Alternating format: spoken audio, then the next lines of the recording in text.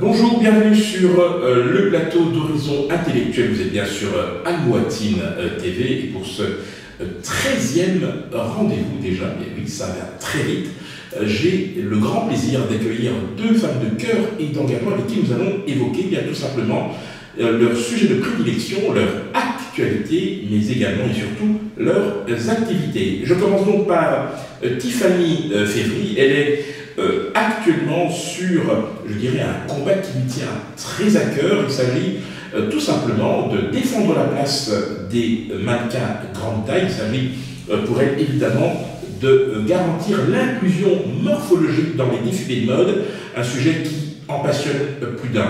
Bonjour Tiffany Févry. Bonjour. Merci d'être sur le plateau d'Horizon Intellectuel et pour nous accompagner également, j'ai le grand plaisir d'accueillir Nicole Lepage. Elle est la présidente de Ascades KFA. Elle s'occupe d'intégration à travers le football. Ça tombe bien. Elle organise du 9 au 10 juin prochain un tournoi avec lequel bien, nous allons en discuter. Nicole Lepage, bonjour. Bonjour. Je me tourne vers vous, Tiffany Févry. Alors, je vais peut-être commencer par une citation qui vous est attribuée pour bien lancer, je dirais, la discussion.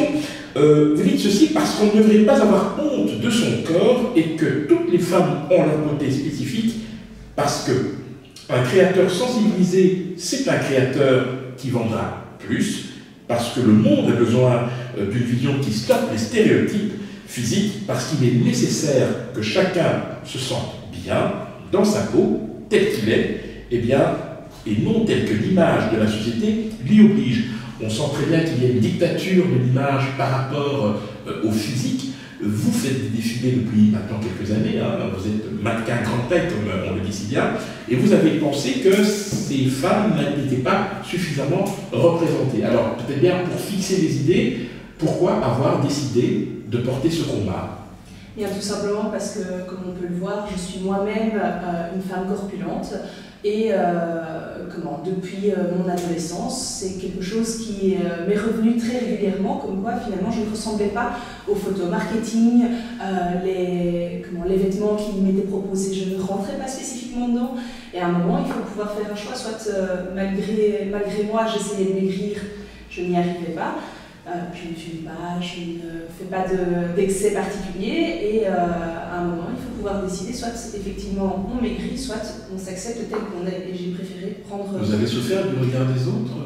Je pense que c'est effectivement un des déclencheurs. Alors, vous militez donc pour l'inclusion multimorphologique dans les défilés, dans les shootings et autres actions des stylistes. On sent bien qu'il y a une dictature depuis de très longues années vis-à-vis, on va dire, des corpulences minces, qui, elles, ont évidemment droit de citer. Néanmoins, on se rend bien compte aussi qu'il y a des pays qui sont beaucoup plus en avance sur d'autres. Votre combat, vous le menez ici à partir de la logique, indépendamment du fait que vous êtes très souvent à Paris. Quelles sont les différences, je dirais, d'approche par rapport à ce qui se passe ailleurs et qui nourrissent en fait le combat que vous menez?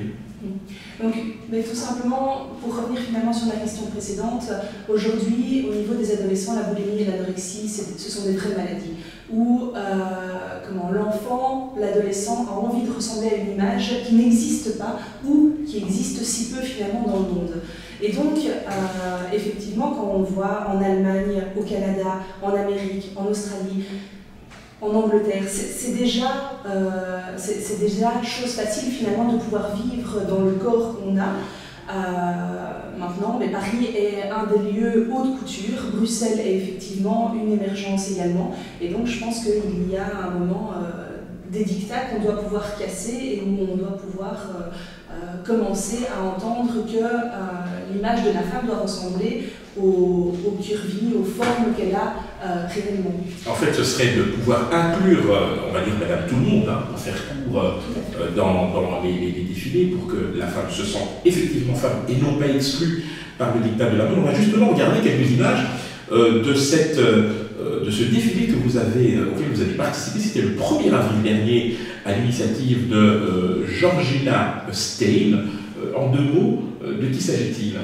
Et donc c'est également une mannequin plus size en fait qui a eu cette idée de pouvoir faire un happening, donc l'idée de pouvoir aller sur 6 grandes places touristiques sur Paris pour pouvoir dévoiler nos corps en disant voilà à quoi ressemble une femme. Et nous avons droit également à 20 chapitres de manière professionnelle avec du travail de haute couture. Et donc ici, ça c'était de la lingerie effectivement nuptiale.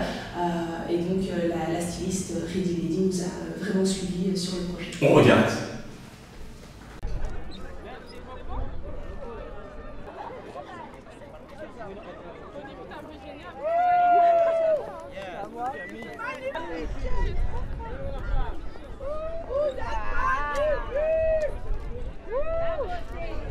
Il y a un diktat de la mode qui est toujours présent, surtout en France, et c'est bien pour ça que je fais cette journée.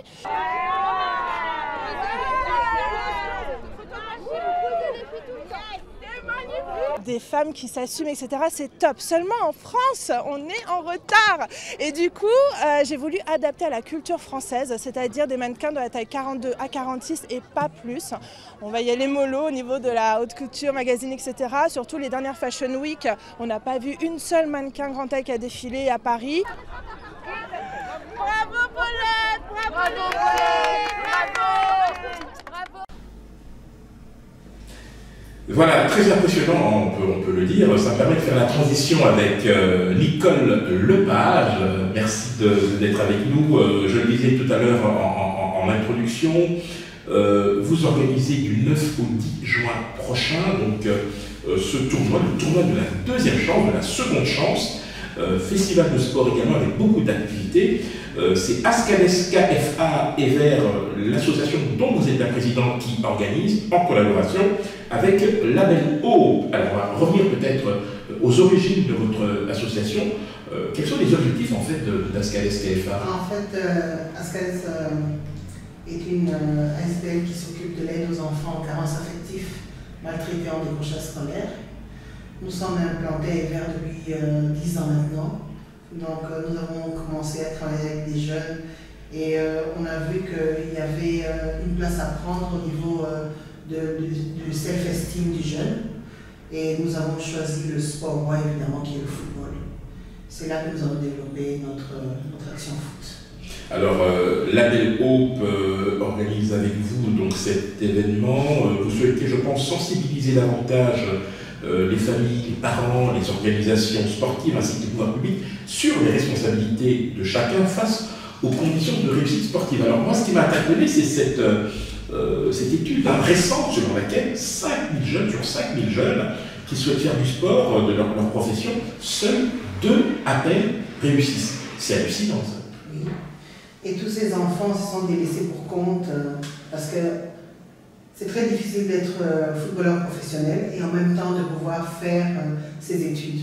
Donc il arrive à un moment donné, à l'adolescence, ces jeunes se sentent obligés de faire un choix entre le football et les encadreurs et les responsables de foot ne leur disent pas il faut faire les deux et où ils ne mettent pas en place des systèmes d'insertion socio-professionnelle pour l'échec scolaire qui est en tout cas inférieur, où tous les jeunes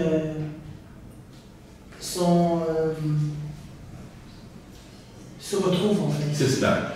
Alors donc vous prenez également l'intégration par le sport. Cela fait de longues années d'ailleurs que vous êtes, je dirais, active dans le domaine.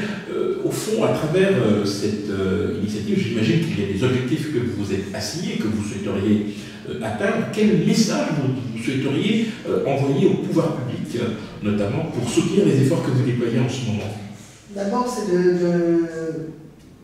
on ouvre un espace de sensibilisation à côté du tournoi pour permettre à ces jeunes de voir que même en n'ayant pas réussi au football, il y a tous les métiers qui sont alternatifs au football et ça n'empêche pas à ces jeunes de pouvoir vivre de leur passion. Ils ont leur passion d'un côté, ils peuvent être kinés, ils peuvent être coach sportif, coach mental, ils peuvent être manager, pourquoi pas, et plein d'autres métiers qui sont liés au football, qui ne sont pas nécessairement du football.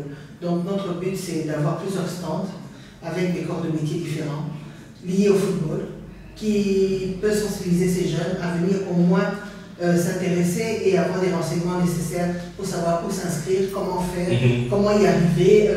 Parce que en fait, c'est des gamins, à un moment donné, on les voit comme des vaches à lait. Et au moment où ils n'ont pas réussi, on les met de côté. Et ils rentrent dans une espèce de dépression. Et moi, j'ai vu beaucoup de jeunes comme ça qui sont... Si jeunes, des gens en dépression. Tout à fait, tout à fait. Parce qu'ils sont dans leur monde à eux. C'est cela. Et ce monde, c'est quoi? C'est leur téléphone. D'accord. Vous vivez avec des gamins qui ne sont pas avec vous, en fait. Ils sont ailleurs.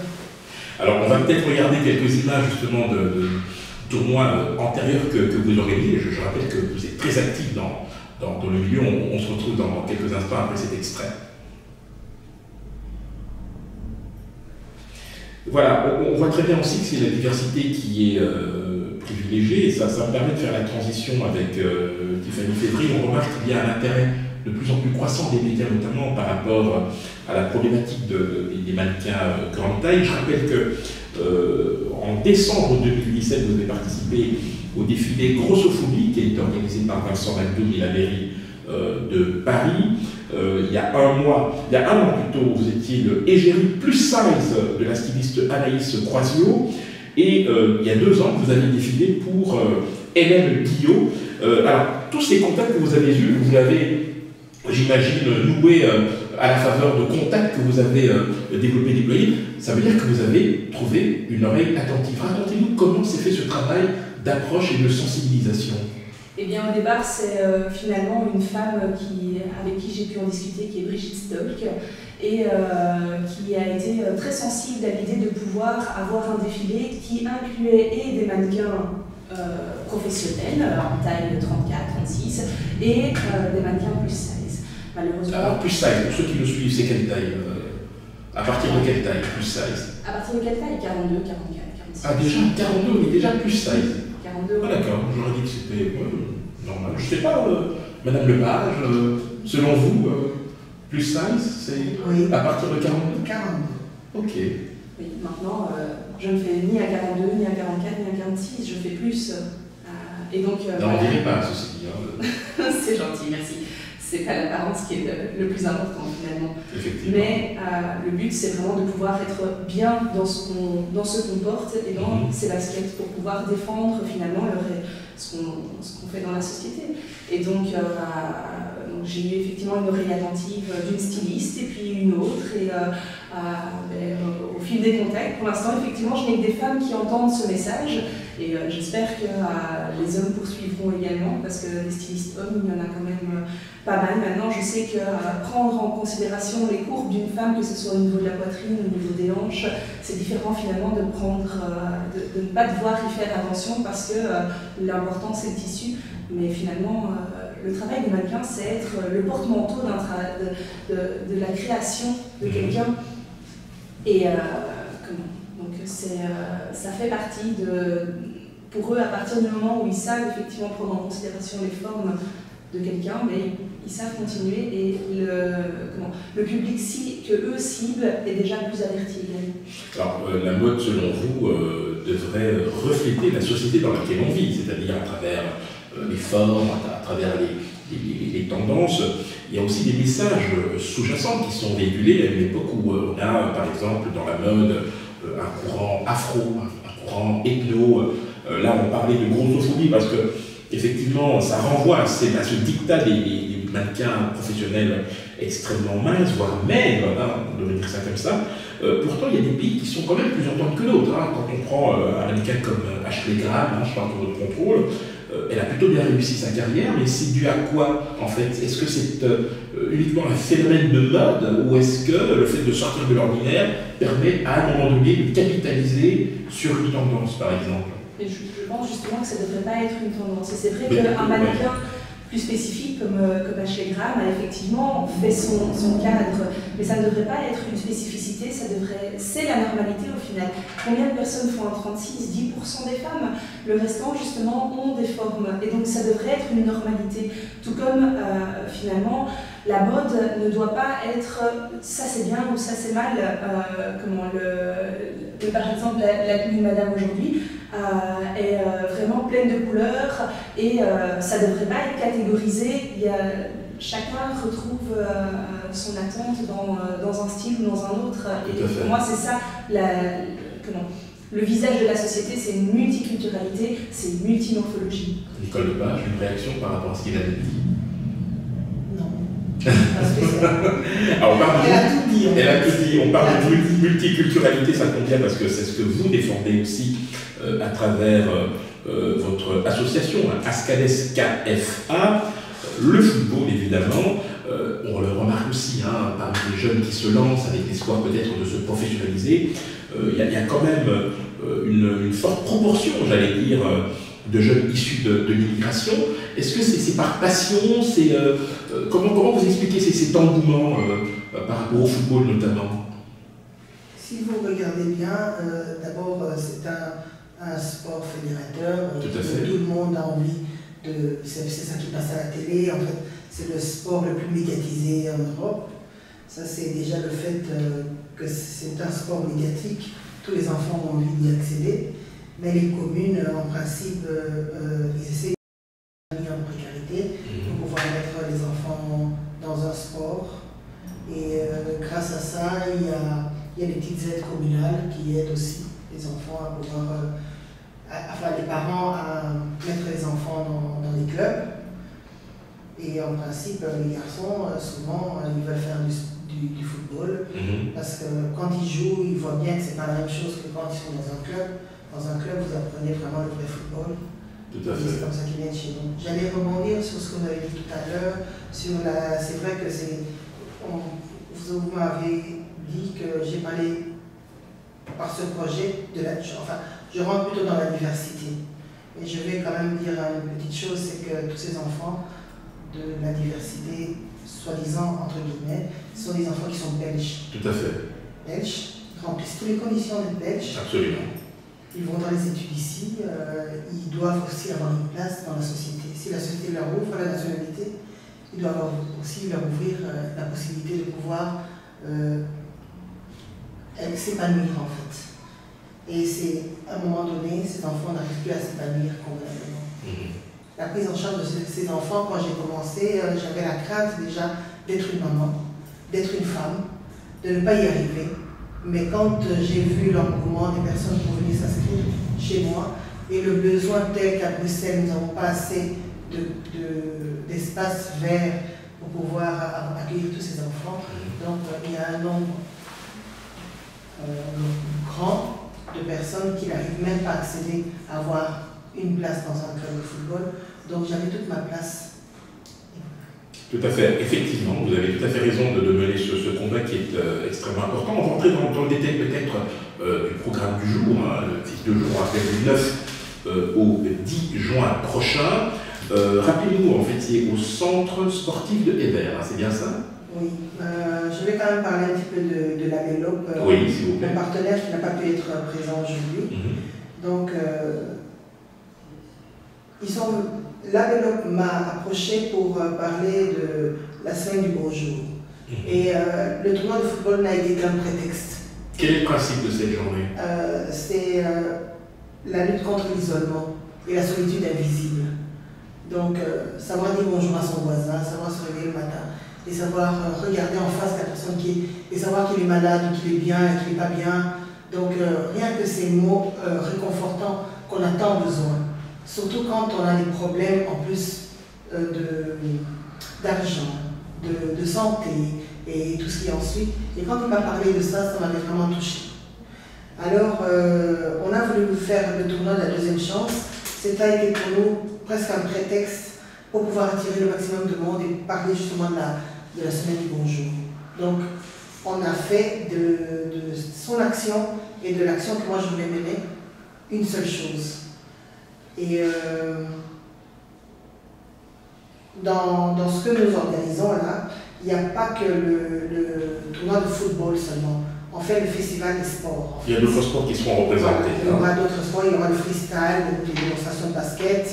Nous avons un parcours à Debs dans le centre dans lequel moi j'ai le club de football, donc on va l'utiliser. Il y aura des démonstrations sportives diverses. Et puis comme j'avais dit tout à l'heure, donc il y aura des pros des métiers liés au football, donc ils seront présents là sur place. D'accord. Et pour donner vraiment envie et mettre un challenge, et que ce ne soit pas quelque chose qui attire peut-être, et les jeunes aiment bien ça, donc nous avons mis une team gagnante de 1 000 €. D'accord. Qui sera pour le meilleur prix. Mais sinon, on essaiera d'avoir d'autres prix aussi. Alors précisément, je me tourne vers vous, Tiffany Février, on voit très bien l'importance de pouvoir organiser ce type d'événement qui garantit à la fois la cohésion sociale, la diversité, la multiculturalité. Dans la mode, on voit très bien aussi qu'il y a parfois des lignes de fracture qui traversent donc les différents courants, les différentes tendances. Si vous aviez un message à adresser aux jeunes femmes qui se prédestinent éventuellement à une carrière de modèle, mais en ayant évidemment cette particularité d'être grande taille, par exemple, quel serait ce message? Première question. Et deuxième chose, est-ce que c'est facile aujourd'hui de monter un événement orienté grande taille, plus size, ici en Belgique? Donc on va d'abord faire la deuxième question. Non, ce n'est pas évident de faire un événement comme celui-là parce que ça demande énormément de temps, d'argent, de contacts, une communication qui est importante et qui ne fait pas encore écho pour le moment. Donc il y a effectivement 2-3 organisations qui se font mais qui finalement sont disparates et pas suffisamment grands pour avoir un impact au niveau sociétal et au niveau médiatique. Il faut aller sur Paris pour ça alors. Paris est plus ouvert. Paris est plus ouvert, mais on est encore dans le minimaliste pour le moment sur la grande taille. On n'a pas des Fashion Week spéciales grande taille ou diversité. Enfin, on reste dans un carcan assez cadré. Et puis la deuxième chose, pour des personnes qui ont envie de devenir modèle, moi à la base, c'était pas du tout, je n'étais pas destinée à ça et je n'en avais pas spécialement envie. C'est vraiment un combat qui m'a permis de devenir ça, qui m'a permis de devenir mannequin. Et donc de devoir assumer qui j'étais et qui je suis. Et donc ça, je dirais, c'est la première chose, connaître son corps avant de décider d'être mannequin et pas de l'être pour pouvoir essayer de se sentir mieux, ça en fait partie. Mais voilà, pour moi, il y a un travail effectivement à devoir faire sur soi, sur le fait de pouvoir s'assumer. Et alors, la deuxième chose que je dirais, surtout, ne pas se vendre. C'est-à-dire que c'est bien le bénévolat, mais à un moment, on est professionnel. Pourquoi est-ce que des mannequins qui sont en 36 sont rémunérés à des 2 000 €, etc. Notre tour est également là à pouvoir être professionnel et pas à être un animal de foire de présentation. Alors, vous remarquerez aussi qu'à l'heure actuelle, même lorsqu'on est mannequin grande taille, on n'échappe pas, je dirais, à la nature humaine, puisque quand on évolue dans un milieu aussi impitoyable, c'est le cas de le dire, il y a très peu de place à prendre, donc forcément tout le monde se bat pour y arriver, il y a des guerres de positionnement, on délimite son territoire, on le marque autant que faire se peut. Vous qui avez approché ce milieu, je dirais, de manière tout à fait conjoncturelle, même si vous avez d'autres projets en vue, comment vous voyez finalement ces comportements? Est-ce que c'est quelque chose qui vous interpelle? Je pense que de manière générale, le comportement humain m'interpelle beaucoup sur l'individualisme aujourd'hui. Et donc, j'ai beaucoup apprécié le projet de Georgia Sten qui était une idée rassembleuse. Mais donc voilà, bien sûr, la compétition, parce qu'on pense qu'il n'y a que peu de place, mais chacun peut faire sa place dans ce monde et suivant les possibilités qu'il y a. Et donc, il y a cet objectif-là, mais les hommes ont également le même problème. C'est vrai qu'à l'heure actuelle, quand on parle de mannequin grande taille, on pense plus aux femmes, curieusement, qu'aux hommes. Je n'ai pas encore vu de défilé grande taille homme, je ne sais pas si ça existe. Je n'en ai pas encore vu non plus. Pourtant, je trouve que ça devrait effectivement être le cas, puisque aujourd'hui le marketing nous vend un homme filiforme avec des tablettes de chocolat, ce qui ne ressemble pas à la majorité des hommes aujourd'hui. Effectivement. On revient vers vous, Nicole Lepage. Ça vient d'être dit, je dirais le mot-clé finalement, c'est au fond, de pouvoir à la fois s'assumer, je dirais, dans le cadre de ce que l'on envisage de faire, garantir la réussite, notamment sportive, pour des jeunes qui sont parfois en perte de repères, qui ont besoin effectivement d'être encadrés, etc. Est-ce qu'il y a un accompagnement psychologique qui peut être envisagé? Vous aviez évoqué le fait que des jeunes étaient déjà en dépression malgré leur jeune âge. Est-ce qu'il y a des mécanismes qui permettent justement à ces jeunes de surmonter une déception? Il y a des mécanismes, en fait, il y a des coachs mentaux qui peuvent être des thérapies, des thérapeutes pour ces jeunes. Le problème, c'est que ça a un coût. Ça a un coût très élevé et ces enfants n'ont pas du tout accès. Ils ont déjà difficile à... Mais comment réagissent les pouvoirs publics par rapport à cette problématique? Est-ce que vous avez tenté de les approcher? Quelles ont été leurs réponses par rapport à votre interpellation? Justement, on voudrait les mettre face à leur responsabilité quelque part. Parce que ce que nous faisons aujourd'hui, ce n'est pas une petite structure comme nous qui devons le faire. En fait, ce qui peut apporter ça, c'est le pouvoir public.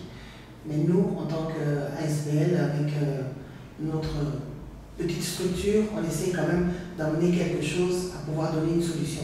Si 5 enfants peuvent sortir de cette problématique, on aura gagné déjà pour 5 enfants. Donc voilà, on essaie de faire de notre mieux, mais si eux viennent et ils sont sensibilisés par les conditions de réussite sportive des jeunes et les difficultés qu'eux vivent, parce qu'à la fois il faut savoir que tous ces enfants de diversité, ce sont des enfants qui ont la soif d'y arriver. Et quelque part, ils sont enchaînés. Ce sera le mot de la fin, mais par contre, je vais quand même vous demander de nous donner quelques modalités d'ordre pratique par rapport à ces 2 journées des 9 et 10 juin prochains, les heures, le lieu, voilà. En fait, le terrain sera ouvert de 10h à 18h. D'accord, les 2 jours. Hein. Les 2 jours, donc les activités sportives sont... Mais bon, comme nous allons faire toutes des démonstrations avec... il y aura un DJ, il y aura des artistes, il y aura beaucoup de choses. Donc ça ira jusqu'à... Et pour les équipes de football, est-ce qu'il y a une équipe qui peut s'inscrire pour participer? Tout à fait. Quelles sont les conditions pour s'inscrire? Pour s'inscrire, ils doivent aller sur Facebook. Nous avons mis l'annonce du mail où ils peuvent s'inscrire. Le tournoi de la deuxième chance, un festival des sports. D'accord. La deuxième chance. Une fois qu'ils sont inscrits, ils doivent quand même payer une participation. D'accord. Par équipe. Et ça dépend s'ils s'inscrivent en individuel. Alors en individuel, expliquez-nous. Donc c'est-à-dire que je n'ai pas d'équipe, mais je peux m'inscrire pour participer à un match. Je serai intégré dans une équipe en fait, oui, concrètement. Tout à fait. À ce moment-là, nous allons voir combien de jeunes vont s'inscrire avec des places bien définies. Il y a une date limite? Il y a une date limite pour les inscriptions? On est en train de le définir pour l'instant. D'accord. Voilà. Pour l'instant, en tout cas, tout est ouvert. Il n'y a pas encore de place fermée. On a quelques équipes qui sont inscrites. On ne prendra pas trop d'équipes non plus. Donc, aux jeunes talentueux de Bruxelles, prêts à pouvoir venir montrer ce qu'ils savent faire dans le football, n'importe quelle place de prédilection, ils peuvent venir et on est là, on va les accueillir. Et en plus, on a essayé d'interpeller quand même on les appelle les managers plus ou moins, ce sont des personnes qui viennent pour détecter les talents. D'accord. On a appelé certaines personnes, des Anglais, tout ça, qui doivent venir, justement pour voir s'il y a possibilité de pouvoir enlever 1, 2, 3, 4, pourquoi pas 10. Parfait, merci infiniment. Merci infiniment Nicole Lepage. Je rappelle que vous êtes donc la présidente de ASCADES KFA Evert. Vous organisez donc du 9 au 10 juin prochain, en collaboration avec l'AMELGO, ce tournoi de la deuxième chance. Je me tourne vers vous, Tiffany Février, pour votre mot de la fin, par rapport donc à votre combat que vous menez pour les mannequins de grande taille. Vous avez dernier mot? Eh bien, donc je dirais, comme Madame l'a dit, c'est une insertion dans la société, pas à pas. C'est parfait. Eh bien, nous allons nous faire le relais et le porte-voix de cette ambition. Et vous aurez bien évidemment à cœur de vous en rendre compte lors de nos prochains rendez-vous ici même sur le plateau d'Horizon Intellectuel. À très bientôt.